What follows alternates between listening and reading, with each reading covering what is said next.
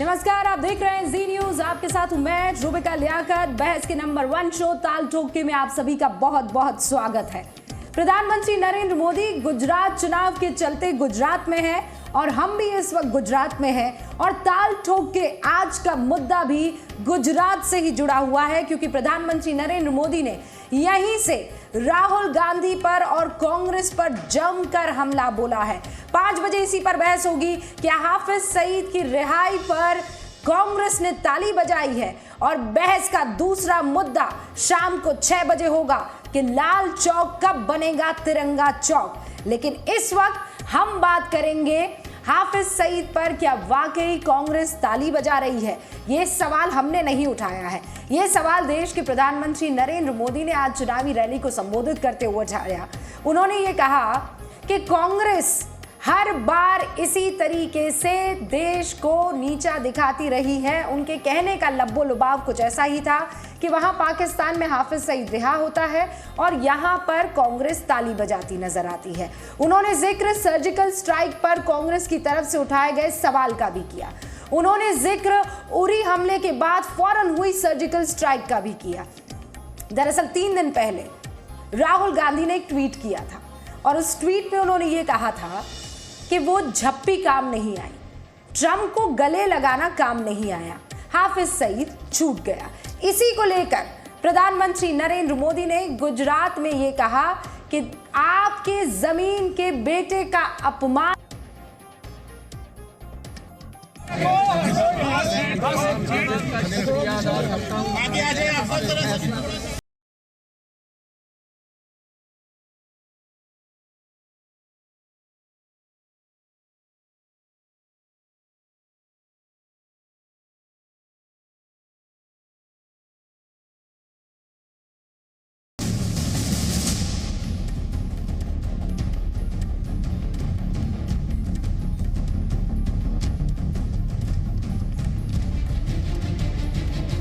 हमारा पाकिस्तान कोर्टे एक आतंकवादी ने छोड़ो। મને સમજાતું નથી આ કોંગ્રેસ વાળા શું કરવા તાલીઓ પાડે છે। નાના પાકિસ્તાનમાં એક આતંકવાદી જેલમાંથી છૂટ્યો, પાકિસ્તાની કોર્ટે છોડ્યો। એમાં તમારે અહીંયા તાલીઓ પાડવાનું કારણ શું એ અમને સમજાતું નથી कि कोई देशवासी मानने के तैयार नहीं है। इस देश का कोई नागरिक, चाहे वो कांग्रेस का हो या किसी पार्टी का हो, वो व्यक्ति कभी हाफिज सईद के रिहा होने पर जश्न मना सकता है। हिंदुस्ताननी सेनाનું સન્માન ન કરી શક્યા, હિન્દુસ્તાનની સેનાનું ગૌરવગાન ન કરી શક્યા। અરે તમે ચીનના રાજદૂતને મળવામાં તમને આનંદ આવતો હોય, હાફિજ સઈદ છૂટી જતો હોય એક આતંકવાદી અને તમને તાળીઓ પાડવામાં મજા આવતી હોય, सर्जिकल स्ट्राइक वक्ते देशनी सेनाનો मान मर्तबो न करी सको तो कहीं नहीं, कम से कम चुप तो मरबू तू। जनता अब मोदी जी की चमक धमक की राजनीति और लच्छेदार भाषणों से प्रभावित नहीं होती। अब जनता उनके शासन का हिसाब मांग रही है। और दूसरी ओर भाजपा को अब ये भी खुलासा कर देना चाहिए कि उनका आईएसआई से इतना लगाव क्यों है। जो आईएसआई देश को तोड़ने का काम करती है, भाजपा ने उसी आईएसआई को देश में लाल कालीन बना के बिछा दिया। देखिए, प्रधानमंत्री जी ने आज कांग्रेस को आईना दिखा दिया है। प्रधानमंत्री जी ने उन सारे विषय का जवाब दिया है जो कांग्रेस कीचड़ के तौर पर उछाल रही थी। कांग्रेस जितना कीचड़ उछालेगी उतना कमल खिलेगा। यही संदेश आज की रैली का है जो प्रधानमंत्री जी ने दिया है।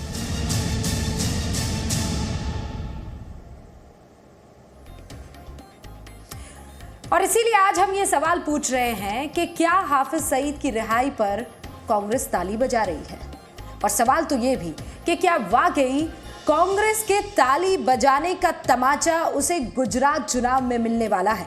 सवाल क्या सरदार पटेल से लेकर मोदी तक कांग्रेस ने गुजरात के लाल को ऐसे ही या गुजरात के बेटों को ऐसे ही अपमानित किया है? सवाल ये कि गुजरात के विकास से किसने किया है विश्वासघात? और सवाल ये कि राहुल के सवाल का जवाब क्या गुजराती गौरव कार्ड है? इसी पर आज हम बहस करेंगे। और साथ ही ये बताती आपको चलूं कि खास मेहमान हमारे साथ जुड़ गए हैं। डॉक्टर संबित पात्रा हमारे साथ हैं। इनफैक्ट वो खुद यहाँ गुजरात में हैं, बीजेपी के प्रवक्ता हैं और बीजेपी की सेंट्रल कमेटी में ओडिशा का प्रतिनिधित्व करते हैं, पेशे से सर्जन हैं। हमारे साथ मेजर जनरल के सिन्हा साहब हैं, डिफेंस एक्सपर्ट के तौर पर। कारगिल का जंग उन्होंने देखी भी है, लड़ी भी है एक स्ट्रेटेजिस्ट के तौर पर। हमारे साथ अतुल पटेल साहब है, सोशल वर्कर है, पाटीदार समाज के, और हार्दिक पटेल के बहुत करीबी माने जाते हैं। संजय रावल साहब हैं, यही हमारे साथ अहमदाबाद से जुड़े हैं, पत्रकार है, 30 साल का एक्सपीरियंस है पत्रकारिता में। और हमारे साथ राजीव त्यागी साहब भी हैं, कांग्रेस के प्रवक्ता हैं राजीव त्यागी साहब, और अभी रिसेंटली हिमाचल प्रदेश इलेक्शन के अरेंजमेंट्स का पूरा जिम्मा इन्हें सौंपा गया था, हमारे साथ जुड़ गए हैं। आपको ये भी मैं बताती चलूँ कि आपको हैशटैग नज़र आ रहा होगा। आज हम इस हैशटैग पर आपकी राय और आपकी प्रतिक्रिया का लगातार इंतज़ार कर रहे हैं। आप हमारे साथ जुड़िए, आपके जितने भी क्वेश्चंस हैं हम पूरी कोशिश करेंगे कि 5 बजे के इस सेगमेंट में लेने की कोशिश हो। ताली पर तमाचा हैशटैग।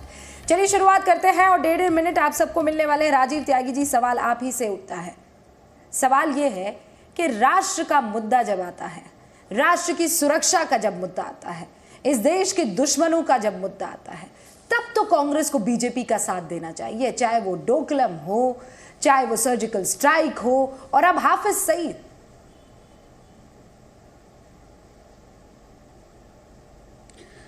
देखिए रूबिका जी, सबसे बड़ी बात यह है कांग्रेस पार्टी ने हमेशा राष्ट्र के लिए कुर्बानियां दी और राष्ट्र को एकजुट रख करके राष्ट्र को बनाने का कार्य किया।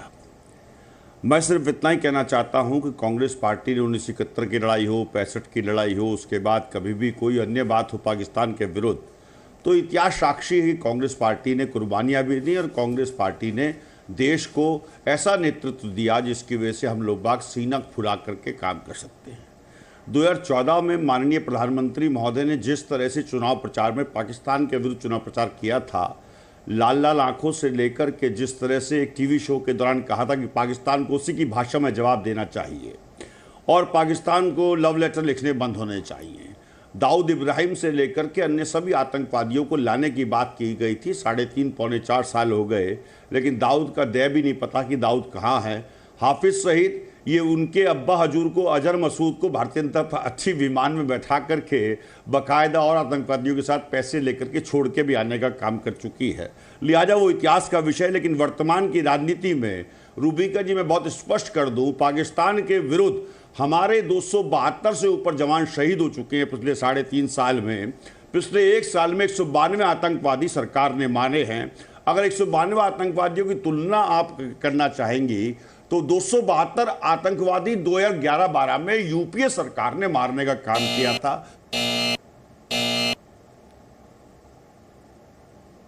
करके कांग्रेस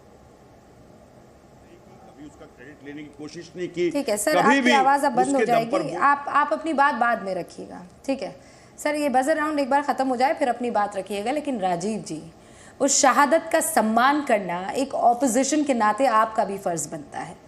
अगर देश का जवान शहीद हो रहा है तो यहाँ किसी को खुशी नहीं मिल रही है, वो आतंकवाद से लड़ता हुआ ही शहीद हो रहा है। उस शहादत का अपमान नहीं करते जब आप ये कहते हैं कुछ और हक करने की जरूरत है, कुछ और गले लगाने की जरूरत है। सर्जिकल स्ट्राइक पर संजय निरुपम बयान आपको उनका याद होगा, याद दिलाने की मुझे जरूरत नहीं है। सैफुद्दीन सोज, आपको याद होगा उन्होंने क्या कहा बुरहान वानी को लेकर कि जिंदा होते तो बात कुछ और होती। मुझे ये सारी चीजें आपको याद दिलाने की जरूरत नहीं है, बात कीजिएगा इस पर। लेकिन डॉक्टर पात्रा, हर चीज को अभी गुजरात चुनाव चल रहे हैं तो क्या उसकी अस्मिता से जोड़ देना ठीक है?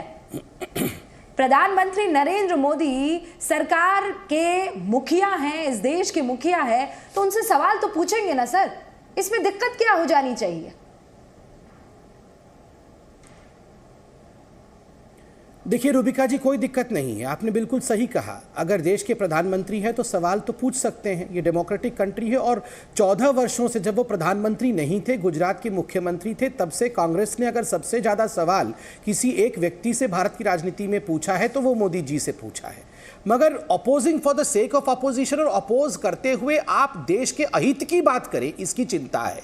आप देखिए, हाफिज सईद को पाकिस्तान में छोड़ दिया जाता है। राहुल गांधी ने पाकिस्तान के खिलाफ एक भी ट्वीट किया? बिल्कुल नहीं किया। पहला ट्वीट किया आता है तंज कसते हुए नरेंद्र मोदी जी अपने ही देश के प्रधानमंत्री पे, क्या कुछ फायदा नहीं हुआ, ये मोदी जी जाके अमेरिका में क्या पप्पी झप्पी कर रहे थे, कोई फायदा नहीं हुआ, और ज्यादा झप्पी लगाने की आवश्यकता है। कौन हंस रहा होगा रूबिका जी इसमें? यह ट्वीट देख के कोई हंस रहा होगा तो वो पाकिस्तान की डिप्लोमेसी और पाकिस्तान की सरकार हंस रही होगी कि जो हम कह रहे थे कि हम तो अमेरिका को नहीं मानते हैं, हाफिज सईद को हम आगे बढ़ाएंगे, वही राहुल गांधी भी कह रहे हैं। अब डोकलाम का पूरा विषय होता है, अरे आप एक बार पूछ तो लिए होते राहुल गांधी जी, नरेंद्र मोदी जी से पूछ लिया होता, सुषमा स्वराज जी से पूछ लिया होता कि आखिर क्या हो रहा है। आप चुपके चुपके रात के अंधेरे में चले गए जाके चाइनीज ऑनवॉय से बातचीत करने कि जो आपके साथ हो रहा है वो ठीक नहीं हो रहा है। अरे धिक्कार है। आपको मोदी से परेशानी है या हिंदुस्तान से परेशानी है? तीसरी बात, आप सबके कैमरे में कैद हुई थी वो पल जब राहुल गांधी के एक बहुत ट्रस्टेड, गांधी परिवार के ट्रस्टेड व्यक्ति आपकी आवाज अब रुक जाएगी, ठीक है। मेजर जनरल के सिन्हा, डॉक्टर पात्रा बात पूरी कीजिएगा। लेकिन मेजर जनरल सिन्हा, क्या आपको लगता है कि ये पॉलिटिक्स के चक्कर में हर बार देश की स्मिता को नीचे देखना पड़ता है, या फिर एक डेमोक्रेटिक कंट्री है, ऑपोजिशन यहाँ पर सवाल पूछेगी, सरकार अपना काम करेगी? रूबिका जी, डेमोक्रेसी को इस हद तक मत ले जाइए कि एक government of the day of opposition की मैं बात करता हूं। मैं कांग्रेस या बीजेपी की बात नहीं करता हूं। ये नॉर्म है ऑल ओवर वर्ल्ड। जो गवर्नमेंट ऑफ द डे यदि कोई एक्शन करता है जबकि नेशनल सिक्योरिटी से रिलेटेड है, फॉरेन पॉलिसी से, तो उसका ऑन गोइंग प्रोसेस में एक सपोर्ट होता है। आपको समय मिलेगा। ये तो आप कहिए राज्यों का, स्टेट का इलेक्शन हो रहा है, ये मुद्दे उठ रही हैं, मगर जब आप इस तरह की बातें उठाते हैं तो आप दुश्मन के हाथ को मजबूत कर रहे हैं। ये कांग्रेस को समझना चाहिए, आज अपोजिशन को समझना चाहिए। ये आप ये समझिए, जब ये चीज़ें हो रही हैं, चाहे वो डोकलाम का मुद्दा है, चाहे सर्जिकल स्ट्राइक का मुद्दा है, आपको गवर्नमेंट ऑफ डे के साथ रहना पड़ेगा। आपको मौका मिलेगा। यदि ये गलतियां करते हैं तो जनता इनको पनिश करेगी यदि गलती करते हैं। यदि ये सही रास्ते में हैं तो उसको आप करने दें। इसका समय 5 साल का दिया गया है। सवाल पूछिए, जरूर पूछिए। 2008 में जब ये हुआ था 26/11, 24 घंटे का समय था। क्यों नहीं उस समय गवर्नमेंट ऑफ डे ने एक एयरफोर्स बैठी थी उनके टेररिस्ट कैंप में, क्यों उन्होंने अटैक नहीं किया? वो उस समय कैबिनेट सिक्योरिटी के ऊपर में जो सीसीएस की मीटिंग होती है, इसमें डिसीजन हुआ था, मगर हमने उस अपॉर्चुनिटी को लूज किया है। देश इनसे नहीं पूछा है। मतलब आप ये कह रहे हैं कि जब एक्शन लेने की बारी आती है तब तो कांग्रेस एक्शन नहीं लेती, और आज जो गवर्नमेंट ऑफ द डे है, यानी आज बीजेपी है, वो कुछ काम कर भी रही है तो उसमें जरा अगर इधर उधर हो जाए तो उस पर खिल्लियां उड़ाना, और खासकर राष्ट्रीय सुरक्षा की जब बात आती है उस पर पीछे नहीं हटती है। ठीक है, ये prolonged action होता है रूबिका जी, हम कह रहे हैं ताली पर बहुत ज्यादा। ठीक है, हाँ सिन्हा साहब मैं आऊंगी, आपके पास आऊंगी। संजय रावल जी आपके पास आऊं, उससे पहले अतुल पटेल साहब। अतुल पटेल साहब, मुझे ये बताइए, इस पर आपका क्या टेक है? आपका मुद्दा क्या सिर्फ आरक्षण ही रहेगा और आरक्षण के चक्कर में कांग्रेस का साथ देना ही रहेगा, या फिर अलग अलग मुद्दों पर अलग अलग राय रख सकते हैं? हाँ रख सकता हूँ मैं। यहाँ जो गुजरात का भी इलेक्शन है, हम लोग आरक्षण की बात लेके निकले, लेकिन रूट में जाए तो गुजरात के अंदर जो युवाओं को रोजगार नहीं मिला। नरेंद्र मोदी जब मुख्यमंत्री थी तब और पीएम बनने के बाद इतने सारे एमओयू करे, लेकिन उसका कोई रिजल्ट नहीं आया, उसका 1% भी अमल नहीं हुआ, मतलब उसके रोजगार नहीं मिला। 2 मुद्दा है। दूसरी बात, मोदी जी यहाँ मुख्यमंत्री थे तभी 50 लाख मकान बनाने का मध्यम वर्ग और गरीबों को वादा किया था, उसका भी अब आज हिसाब लोग मांग रहे हैं। दूसरी बात, जब वो मुख्यमंत्री थे और केंद्र का इलेक्शन आया, पीएम बनने के लिए जब भाषण दे रहे थे तब बोल रहे थे कि कॉटन, कपास का भाव मैं 1400 रुपया दूंगा और मूंगफली का भाव मैं 1100 रुपया दूंगा। मतलब 3 साढ़े 3 साल हो गया, फिर भी टोटल फेलियर हो गया। उससे किसानों की शिक्षित बेरोजगार युवाओं की और जो पढ़ाई कर रहे हैं वो सब युवाओं की समस्या है। इससे देश की सुरक्षा से कुछ नाता नहीं है, देश की सुरक्षा से नाता है, लेकिन इलेक्शन में या गुजरात के इलेक्शन में नहीं है, क्योंकि जो मोदी जी ने सब कुछ बोला था कि एक के बदले में 10 लोगों का सर लाके दूंगा आपके सामने। तो गुजरात एजुकेटेड लोग हैं, गुजरात के लोग ये 20-22 साल से यही सुनते रहे कि मैं अहमदाबाद को शंघाई बनाऊंगा, लेकिन आज गुजरात में एक भी सिटी में मेट्रो ट्रेन आई नहीं है, वो भी एक सनातन सत्य है। और गांधी का गुजरात और सरदार का गुजरात। इसीलिए मैं सवाल पूछते वक्त पहले ही आपसे कह रही थी कि ठीक है, आप गुजरात में पाटीदारों की राजनीति कर रहे हैं, उनके आरक्षण के लिए लड़ाई लड़ रहे हैं, लेकिन क्या आप अपने आप को देश का हिस्सा मानते हैं? एज अ कंप्लीट कंट्री आप अपने आप को मानते हैं? और इसीलिए मैंने हाफिज सईद पर आपसे राय ली थी। आखिर के 10 सेकंड आपने मुझे उस पर जानकारी दी और वो भी मैं ठीक से समझ नहीं पाई। कुल मिलाकर ये कि मुझे आगे और डिटेल में आपसे पूछताछ करनी पड़ेगी इस मसले को लेकर। लेकिन संजय रावल साहब, जरा ये बताइए कि ये गुजराती अस्मिता, गुजरात के बेटों का अपमान, देश की सुरक्षा, यहां गुजरात में एंटी इनकम्बेंसी नाम की कोई चीज नहीं, इस पर कोई चर्चा नहीं होगी। चर्चा राष्ट्रीय मुद्दों पर यहां ज्यादा है। मैं मानता हूं कि आतंकवाद एक ऐसी समस्या है कि जब भी देश पर हमला होता है या देश हित की बात होती है तो दोनों पार्टियों को एकजुट होकर के उसके सामने लड़ने की बात करनी चाहिए, न तो किसी की मजाक करनी चाहिए, न उपहास करना चाहिए। और ये एक ऐसी समस्या है कि पूरी दुनिया को परेशान कर रही है, जो मानवता के खिलाफ है। तो मैं मानता हूं कि वैश्विक लेवल पर भी एक ऐसा आतंकवाद विरोधी दल बनाना चाहिए जिसमें सभी पार्टियों को और सभी देशों को लेना चाहिए कि जब किसी भी विश्व के किसी भी हिस्से में, किसी भी पार्ट में आतंकवाद का राक्षस प्रकट हो, तब उसका मिलजुल कर उसका प्रतिकार करना चाहिए और उसको नेस्त नाबूद करना चाहिए। तो ये चुनावी तौर पर ठीक है, लेकिन मैं मानता हूं कि जब आतंकवाद की बात आती है तो दोनों पक्षों को मिलकर देश हित में लड़ने की बात करनी चाहिए। दूसरी बात यह है कि गुजरात में चुनाव है, अभी आरक्षण की बात बताई, नेता कोई भी हो, लेकिन जब देश हित की बात आती है तो सभी को एकजुट होना चाहिए, क्योंकि हम जो लड़ाई लड़ते हैं वो देश के हित में लड़ते हैं। और राजनीति भी एक ऐसा खेमा है कि उसमें चाहे आपस के मनमुटाव कुछ भी हो, लेकिन जब देश हित की बात आती है, प्रांत के हित की बात आती है, तब मिलकर काम करना चाहिए और उदारता की भावना को दर्शाना चाहिए। मुझे याद है अटल बिहारी वाजपेयी नहीं सर, लेकिन यहाँ मिलकर काम कोई नहीं करता है ना, यहाँ पर उदारता नहीं दिखती है, फिर यहाँ पर वोट बैंक पॉलिटिक्स दिखती है, मेरी पार्टी तेरी पार्टी नजर आता है, ये सबसे ज्यादा होता है। राजीव त्यागी जी, आप मैं डिबेट ओपन कर रही हूँ और इसीलिए सीधा सवाल आपसे, ये राहुल गांधी को एडवाइस कौन कर रहा है? उनके ये ट्वीट्स लिख कौन रहा है सर? हाफिज सईद जैसे खतरनाक आतंकवादी के छूट जाने पर ये कहना एक हंसी मजाक वाले लहजे में कि बात नहीं बनी, थोड़ा और आपको गले लगाना पड़ेगा, ये कौन राय दे रहा है सर? ये मजाक है कोई? देखिए, जिस तरह से विदेश नीति को भारतीय जनता पार्टी बेचना चाहती है, चुनाव में वोट लेना चाहती है, वो किसी से छुपा हुआ नहीं है। जब आप ट्रम्प साहब के गले लगते हैं, उसको बेचने की कोशिश करते हैं हिंदुस्तान में, तो ये गलत बात है। विदेश नीति बहुत चुपचाप की जाती है और अंततः विदेश नीति से सिर्फ एक चीज़ एक सेंटेंस में डिफाइन हो सकती है कि हमारे देश को दूसरे देश से क्या मिला। अभी मेरे मित्र ने एक बात कही थी कि डिप्लोमेसी में आज पाकिस्तान हंस रहा होगा, तो इसका मतलब यह कि पाकिस्तान अपनी डिप्लोमेसी में कामयाब हुआ और पाकिस्तान ने ट्रम्प शासन से आर्थिक रूप से मदद भी ले ली अपनी सेना के लिए और हाफिज सईद को छोड़ भी दिया। तो दोनों काम पाकिस्तान ने कर दिए और हमारी सरकार डिप्लोमेसी में कहीं ना कहीं इसमें चूक कर गई। दूसरी बात जो बहुत महत्वपूर्ण, रूबिका जी, तो राजीव त्यागी जी, आप ताली बजाएंगे, गुजरात के बेटे, आप सेलिब्रेशन करेंगे, आप मिठाइयां बांटेंगे, ये तो देश को चोट पहुंची है ना, सामने वाले ने आपके साथ दगा किया है, तो उसकी खुशी आप क्यों मनाएंगे? आप आपका जो ये एटीट्यूड है, या आप हिंदुस्तान की ऑपोजिशन पार्टी है? रूबिका जी, आपका जो ये एटीट्यूड है और जो प्रश्न है मेरे दिल को छलनी छलनी कर रहा है और जिस तरह से आप भाषा का इस्तेमाल कर रही है, तो मैं स्पष्ट कह सकता हूं कि जी न्यूज कंप्लीटली कांग्रेस के प्रति बायस्ड है और उसी परिपाटी को आप बढ़ा रही हैं आगे। इसमें कहीं कोई दो राय नहीं है।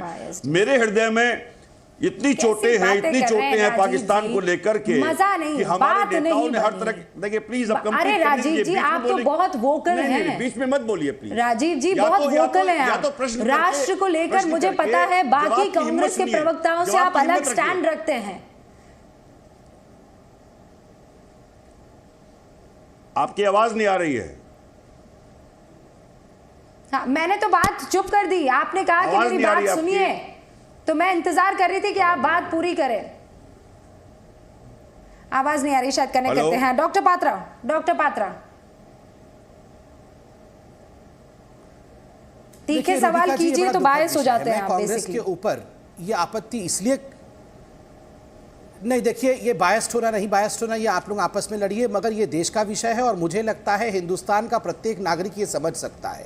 पहला ट्वीट अगर राहुल गांधी जी का वार करते हुए पाकिस्तान के ऊपर आता तो समझ में भी आता। आज तक पाकिस्तान के ऊपर अटैक नहीं, पहला अटैक मोदी जी पर होता है। तो मैं बार बार ये पूछता हूं, आखिर ये जो अपोजिशन पार्टीज हैं इनका पहला दुश्मन कौन है? हमारा दुश्मन देश दुश्मन है या प्रधानमंत्री को अपने पद से हटाकर खुद प्रधानमंत्री बनने की इच्छा? इनको नरेंद्र मोदी इनका पहला दुश्मन बन जाता है। याद करिए वह दिन जिस दिन रूबिका जी मैं आपके साथ बैठ के डिबेट कर रहा था, सुबह से शाम तक तमाम न्यूज चैनल डिबेट कर रहे थे, क्योंकि संजय निरुपम सुबह जगते ही जिस प्रकार से सर्जिकल स्ट्राइक को लेकर आर्मी के चीफ को, उसके बाद डीजीएमओ को, उसके बाद प्रधानमंत्री को, सबको झूठा और फरेबी बता रहे थे। और अगले दिन पाकिस्तान का हेडलाइन था कि देश के सबसे बड़े ऑपोजिशन पार्टी ने सर्जिकल स्ट्राइक को झूठ कहा है, इसलिए नरेंद्र मोदी झूठ बोल रहे हैं। आप खुद बोल के देखिए, अपने प्रधानमंत्री को नीचे दिखाने का ये जो होड़ लगा हुआ है कांग्रेस पार्टी में, उनको लगता है इससे ये गुजरात में चंद वोट इकट्ठा कर लेंगे।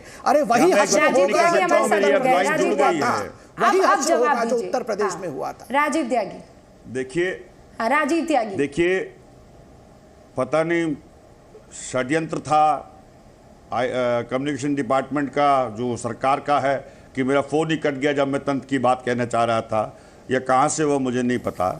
अच्छा मैं आपको एक बात क्लियर कर दूं, षड्यंत्र आपका फोन काट के ऐसा षड्यंत्र करेगी भारत की सरकार। ये षड्यंत्र आप क्या बोल रहे हैं? भारत की सरकार ये राजीव त्यागी का फोन काट के षड्यंत्र करेगी। सरकार क्या षड्यंत्र कर देगी कुछ पता नहीं है साहब। संबित पात्रा, तुम लोग षड्यंत्रों की जननी हो, षड्यंत्रों की जननी हो। मैं स्पष्ट कर दूं, मेरे बीच में मत बोलो संबित पात्रा, नहीं तो मैं तुम्हें बोलने नहीं दूंगा। चैलेंज के साथ कह रहा हूं, मुझे कंप्लीट करने दो। अच्छे मित्र रहो, अच्छे प्रवक्ता रहो और अच्छे व्यक्ति रहो। आप और तेज प्रकाश जी तुम्हें राय दे रहा हूं, बोलिए तुम्हें राय दे रहा हूं, बोलिए। अच्छे मित्र रहो, अच्छे प्रवक्ता रहो और अच्छे राजनीतिक व्यक्ति रहो। मैं आपसे एक निवेदन, देखिए मैं आपसे एक निवेदन करूंगा, तू तड़ाक करके बात मत करिए। मैं आपसे आप करके बात करता हूं, आप मुझसे तू तड़ाक करके बात मत करिए। इतना सभ्यता और संस्कार कांग्रेस में जरूर होगी कि दूसरों को तू तू करके ना पुकारे। जिस भाषा के तुम लायक हो उस भाषा को इस्तेमाल कर रहा हूं। अभी आपको आप कह के बुलाता हूं। जिस भाषा के तुम लायक हो उस भाषा को इस्तेमाल कर रहा हूं। मैं आपत्ति करता हूं। जिस भाषा के तुम लायक हो उसको इस्तेमाल कर रहा हूं। मैं आपत्ति करता हूं। आप बात कर सकते हैं, आप अपने आप को बाद में डिस्कस कर लीजिएगा। राजीव समाचार चाणक्य ने कहा है, सरकार के रूबिका जी डिबेट की मर्यादा होती है, लैंग्वेज होती है। राजीव जी आपको मैंने इस तरीके से तो कभी बहस करते हुए नहीं देखा है। मैं माफी मंगवाइए। ये कौन सा तरीका है? ये तू बोलेंगे हम लोग को, ये दिन देखना बाकी रह गया था। इस प्रकार की बातें होंगी अब, ये तू तड़ाक करके बातें करेंगे। फिर मुझे धमकाने लगते हैं। संबित पात्रा साहब एक सेकंड रुकिए, हम सब जा रहे हैं। राजीव त्यागी जी, एक तो मैं आपको चैलेंज करती हूँ, यहाँ बैठकर आपको चैलेंज करता है, आपकी एक आवाज 200 मिलियन लोगों ने सुनी है। रूबिका लियाकत यहाँ बैठकर आपको चैलेंज करती है कि प्रोग्राम खत्म होने के बाद आप ये पूरा शो वापस देखिएगा। ये जो षड्यंत्र और पूर्वाग्रह के साथ आप बैठते हैं डिबेट में, वो आज खत्म हो जाएगा। आप पूरा डिबेट देखिएगा। 2 मिनट से मुझे हंसी आ रही है रूबिका जी, आप इधर मुझे रूबिका जी हंसी आ रही है। आपने कहा उल्टा चोर कोतवाल को डांटे, रूबिका उल्टा चोर कोतवाल को डांटे, मैं आपकी बात उल्टा चोर कोतवाल को डांटे, उल्टा चोर कोतवाल को डांटे। उल्टा आप चोर डिबेट इधर से कोतवाल उधर को मत डांटे। कीजिए। मैं जितनी बात मुझे करनी थी मैं कंप्लीट कर दूं? मेरे व्यूअर्स देख रहे हैं, मैं कंप्लीट आपके कर दूं व्यूअर्स अब? भी देख रहे हैं, मैं कंप्लीट उसमें कर दूं अब? कांग्रेस के व्यूअर्स भी हैं, बीजेपी के व्यूअर्स भी हैं, तो आप मत परेशान कर दूं? हों, ठीक है? आप मैं कंप्लीट कर दूं? और संबित पात्रा, मैं कंप्लीट कर दूं? और संबित पात्रा को अगर आपका तुम से कहना, संबोधित करना ठीक नहीं लगता है तो आप इज्जत कीजिए उस बात की। इतना तो आप समझेंगे राजीव जी। अब मैं डिबेट आगे बढ़ाऊं, ये देश का मुद्दा है ना सर। मैं कंप्लीट कर दूं प्लीज? मैं कंप्लीट कर दूं रूबिका जी? माननीय संबित पात्रा जी। हाँ सर, आप तो सुन ही रहे। सम्माननीय संबित पात्रा जी, मेरी इन बातों का जवाब दे दीजिएगा कृपया। पहली बात, प्रधानमंत्री महोदय निश्चित रूप से गुजरात के बेटे, हम प्रधानमंत्री महोदय का बहुत सम्मान करते हैं, लेकिन प्रधानमंत्री पद से हमेशा पूछा जाएगा। व्यक्तिगत रूप से कांग्रेस पार्टी की नरेंद्र भाई मोदी जी से कोई दुश्मनी नहीं है, सिर्फ प्रधानमंत्री से सवाल तो पूछे जाएंगे। रही बात जिन नेताओं ने हमारे बयान दिया, उसके लिए मैं खेद प्रकट कर चुका हूं, क्षमा प्रकट कर चुका हूं। बार बार उन्हीं बयानों का हवाला देकर के जी न्यूज भी और भारतीय जनता पार्टी भी पॉलिटिकल माइलेज लेने की कोशिश न करे। रोज एक जवान शहीद हो रहा है पाकिस्तान के बॉर्डर पे, जो चिंता का विषय होना चाहिए सरकार के लिए, क्योंकि सरकार ने 2014 में वादे किए थे, पाकिस्तान को नेस्ते नाबूद करने के वादे किए थे। आप ही लोगों ने वादे किए थे, आपके मैनिफेस्टो में बाकायदा दर्ज है सारे वादे, कृपया उस मैनिफेस्टो को देख लीजिए। प्रधानमंत्री महोदय, आप गुजरात के बेटे हैं, हमें फक्र है कि आप गुजरात से हैं। गुजरात से सरदार वल्लभ भाई पटेल भी थे, गुजरात से देसाई साहब भी थे, और गुजरात से गुजरात से महात्मा गांधी भी थे। आपने अपनी बात रखी। अब मैं डॉक्टर पात्रा से जवाब लेती हूँ। मैं लास्ट सेंटेंस कर दूं कंप्लीट प्लीज? 30 सेकंड में कंप्लीट कर दूं जी। मैं सिर्फ इतना कहना चाहता हूं, महात्मा गांधी सत्ता की लड़ाई लड़ते थे, पटेल साहब एकता और अखंडता की लड़ाई लड़ते थे, लेकिन मोदी जी, हम आपसे पूछना चाहेंगे, क्या आपने एक पिता का अपना कर्तव्य निभाया? क्या आप गुजरात नहीं पूरे देश के पिता हैं? आपने क्या गुजरात के नौजवानों को या पूरे देश के नौजवानों को रोजगार देने का काम किया? क्या अभी पटेल साहब ने बात उठाई थी? ठीक है सर, अब आपकी बात खत्म हो गई। अब आपकी बात सर, कर्तव्य आप भी निभा लीजिए, आप भी कर्तव्य निभा लीजिए, आपके नेताओं को भी बोलिए थोड़ा कर्तव्य निभा ले। डॉक्टर पात्रा, आप जवाब दे उससे पहले। सिन्हा साहब, क्या कांग्रेस का सिर्फ ये कह देने से कि ये बातें कहकर पॉलिटिकल माइलेज उठाया जा रहा है, इसको वाकई दरकिनार कर देना चाहिए? मेजर जनरल सिन्हा, क्या वाकई ये बात दरकिनार करने लायक है? रूबिका जी, आपके देश के ऑपोजिशन पार्टी के उपाध्यक्ष का ये कहना कि बात नहीं बनी, आतंकवादी खुले में घूम रहा है, थोड़ा और गले लगा दीजिए। रूबिका जी, यदि मैं ये पूछूं, रिव्यू ऑफ सिचुएशन आप करते हैं, तो क्वेश्चन सबसे बड़ा देश के सामने उठता है, जो किसी भी चैनल में बातचीत नहीं हो रही है। 2008 के अंदर में जब 26/11 हुआ था, उस दिन जो कैबिनेट कमेटी ऑन सिक्योरिटी बैठी थी, उसके अंदर में डिसीजन होना था कि क्या एक एयर स्ट्राइक होगा उनके टेररिस्ट कैंप के ऊपर में। With in 48 hours a golden opportunity was missed, and who was the government of the day? आप उनसे पूछिए, इनके पास क्या जवाब है इसके ऊपर में। आज यदि हम आज गवर्नमेंट ऑफ डे से पूछने के लायक उस समय होंगे, आज से 3 साल बाद या 2 साल बाद, आप रिव्यू सिचुएशन कीजिएगा कि यदि इन्होंने खरे उतरे हैं कि नहीं। आज के दिन में मैं जो देखता हूं, सर्जिकल स्ट्राइक हुई है, 200 से ज्यादा टेररिस्ट मारे गए हैं, हार्डकोर टेररिस्ट, कभी नहीं हुआ है। मैं भी 30 साल जम्मू एंड कश्मीर में और इन इलाकों में नौकरी की है। देखिए त्यागी जी, आपके साथ बहुत चैनलों में आता है, प्लीज फॉर द गॉड से। आर्मी के लोगों को झूठा बोल रहे हैं। अरे साहब चुप रह जाइए, झूठ बोल रहे हैं, देश की जनता को गुमराह कर रहे हैं। देखिए, आप देश की आर्मी ने जो सर्जिकल स्ट्राइक की थी, उस सर्जिकल स्ट्राइक पे प्रेसिडेंट लगाने का काम कर रहे हैं। जी नहीं, सर्जिकल स्ट्राइक मैंने भी किया है सर, और आपके समय किया है, वो बात नहीं रखती है। आपने कब सर्जिकल टाइमिंग हुआ है? उरी अटैक के बाद कारगिल का युद्ध लड़ा है राजीव जी। आपके ऊपर कोई भी सवाल उठाए तो आपको फौरन परेशानी होने लगती है राजीव जी। इनसे पूछिए हाफिज सईद को क्या यहाँ से आप सही कह रहे हैं कि सरकार से सवाल होने चाहिए, एकदम सही कह रहे हैं, आपको सरकार से सवाल होने चाहिए। यदि हाफिज सईद न्यूट्रलाइज नहीं होता है। आपसे सवाल इसलिए होते हैं मैं पूछूंगा, मैं गवर्नमेंट ऑफ डे से पूछूंगा सर, मैं इतना उछालिए मत कुर्सी से। Tyagi ji government of day से मैं पूछूंगा। आप तालियां बजाते हैं, हाफिज सईद की रिहाई से भला कोई खुश हो सकता है? आपसे हाथ फिर आप बोलते हैं नहीं त्यागी जी, आप पाकिस्तान के आईएसआई को मिलिट्री को स्ट्रॉन्ग कर रहे हैं।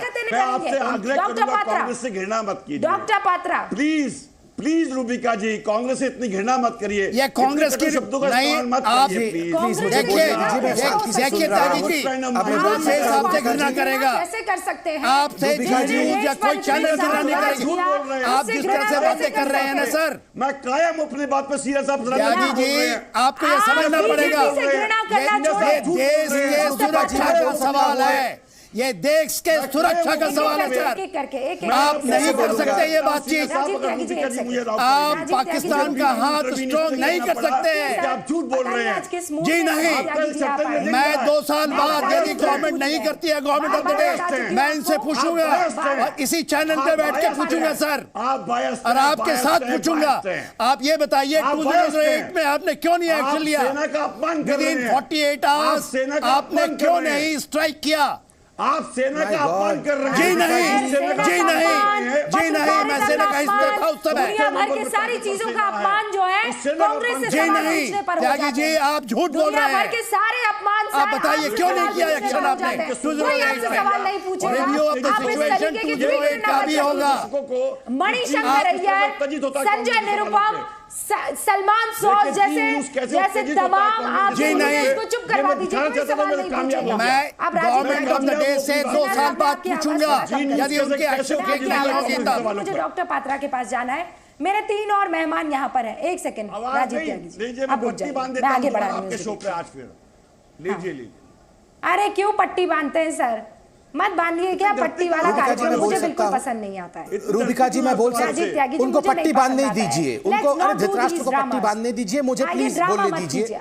रूबिका जी हाफिज सईद रिहा हुआ, पट्टी मुझे पात्रा जी पूछ सकते हैं 2008 में क्यों नहीं इन्होंने एयर स्ट्राइक किया था? अरे रूबिका जी उनको बोलिए पट्टी बांध के बैठेंगे, मुझे तो बोलने दीजिए कम से कम। नरेंद्र मोदी डरते क्यों है सवालों से? प्रधानमंत्री सवालों का जवाब नहीं देते हैं। डॉक्टर पात्रा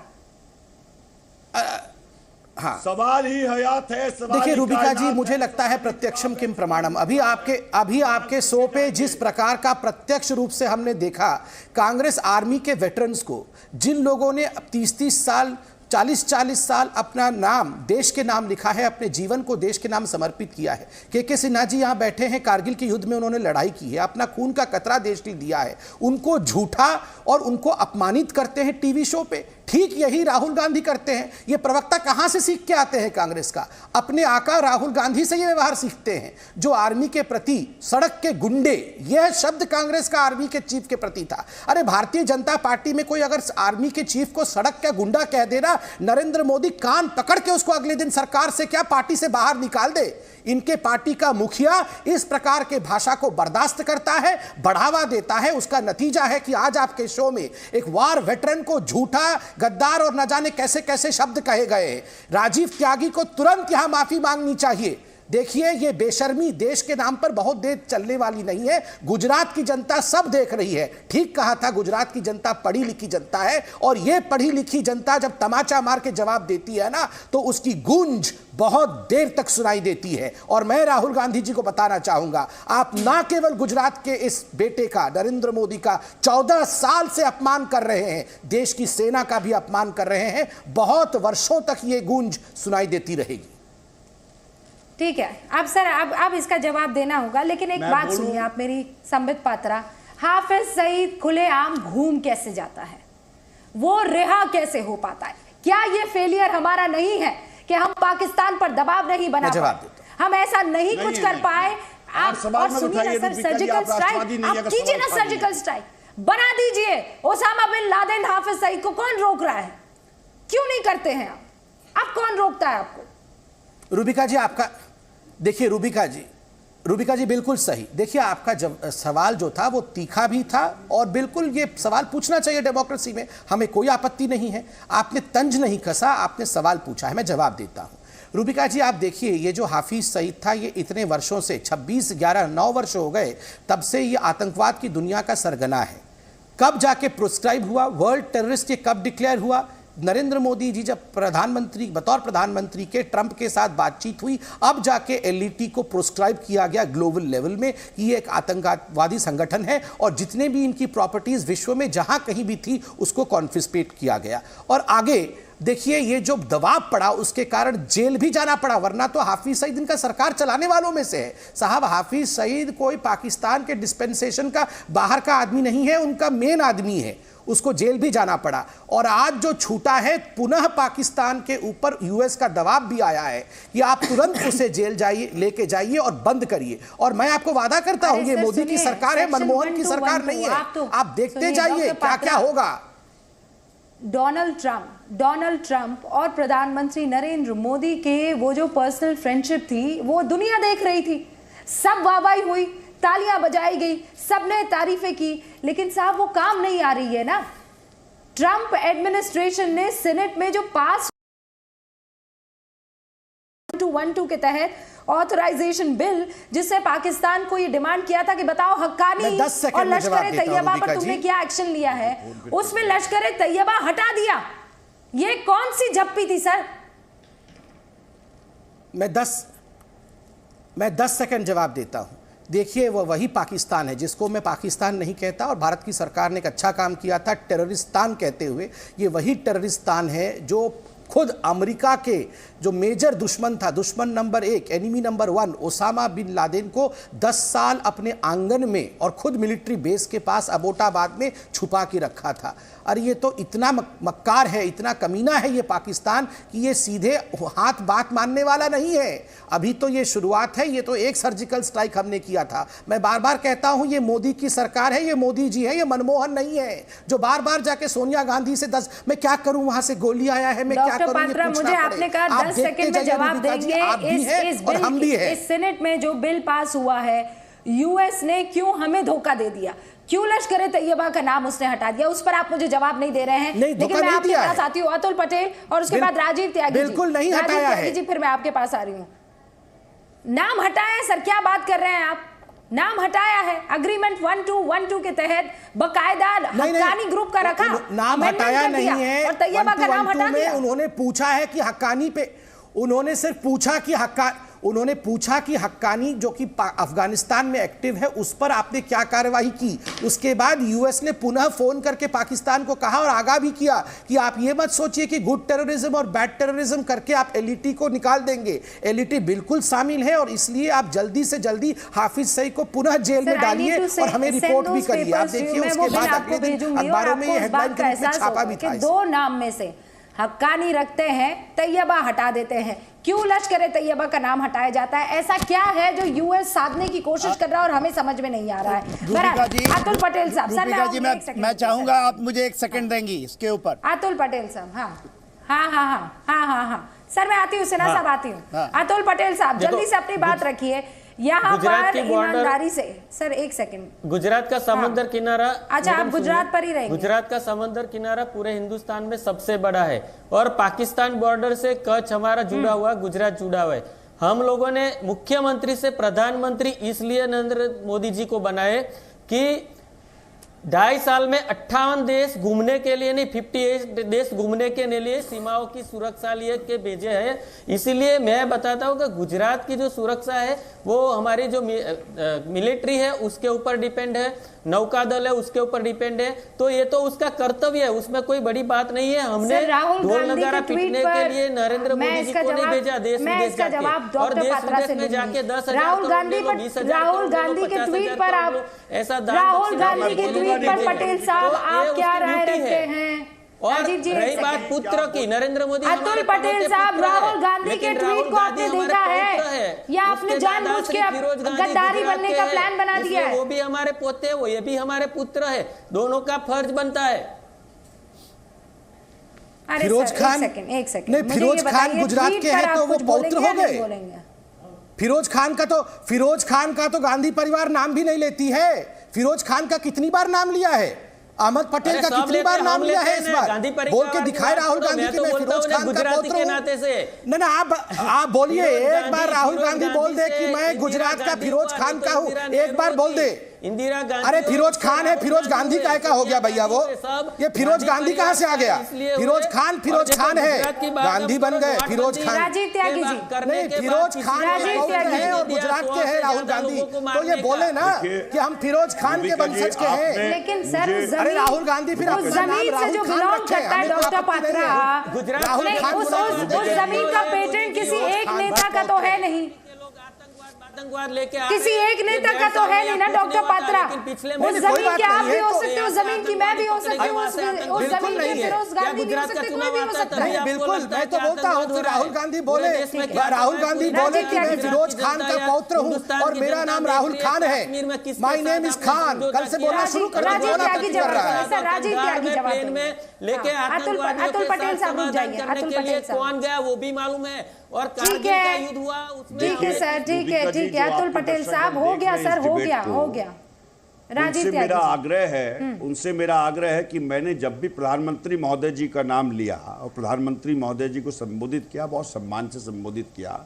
संबित पात्रा जी राहुल गांधी जी के किस तरह से बोल रहे हैं और किस तरह संबोधित कर रहे हैं, पूरा देश देख रहा है और इससे कोई फर्क नहीं पड़ता। ये आपकी शैली हो सकती है, एक मूर्ख व्यक्ति के ज्यादा मैं मुंह नहीं लगना चाहता हूं, लेकिन इतना जरूर कहना चाहूंगा कि बहुत स्पष्ट गुजरात को बेहतर करने का आपने पूरे देश में कहा था कि गुजरात मॉडल हमारा बेस्ट मॉडल है, तो हमें कोई मुश्किल नहीं है, आप राहुल खान बोलिए उनको, हमें क्या आपत्ति है? हमें कोई आपत्ति नहीं है राहुल खान होने में। देखिए देश का जो डीएनए है ना, वो नफरत का नहीं है, प्रेम का डीएनए है। मैं प्रेम पूर्वक संबित पात्रा आपसे बात कहना चाहता हूं, सुन लीजिए। हाँ, सुन लीजिए, प्रेम से राहुल खान बुलाएंगे उनको कल से हम। ये टेलीविजन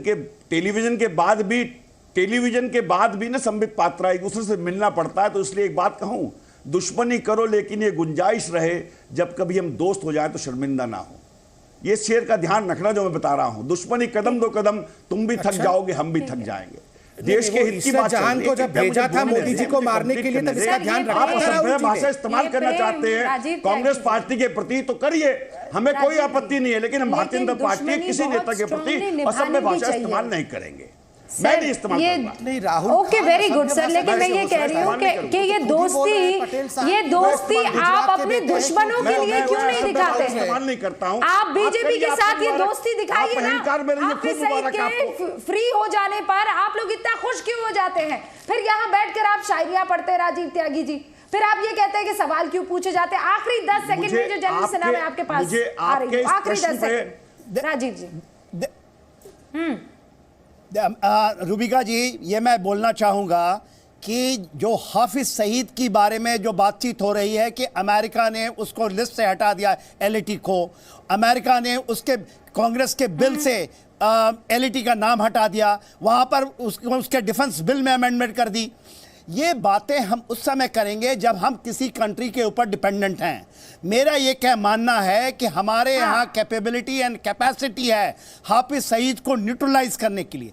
जो नेशनल डिबेट होना चाहिए और हमारी बातचीत ये क्वेश्चन पूछना चाहिए कि हम हाफिज सईद को अपने दम खम से कैसे न्यूट्रलाइज करें। आई एम सॉरी, मैं आपको बीच में रोक रही हूँ, लेकिन हाँ, आपका कहना एकदम सही है कि कब तक हम एक ही सर्जिकल स्ट्राइक पर बार बार देश को ये बताते रहेंगे कि हमने दुश्मन पर वार किया।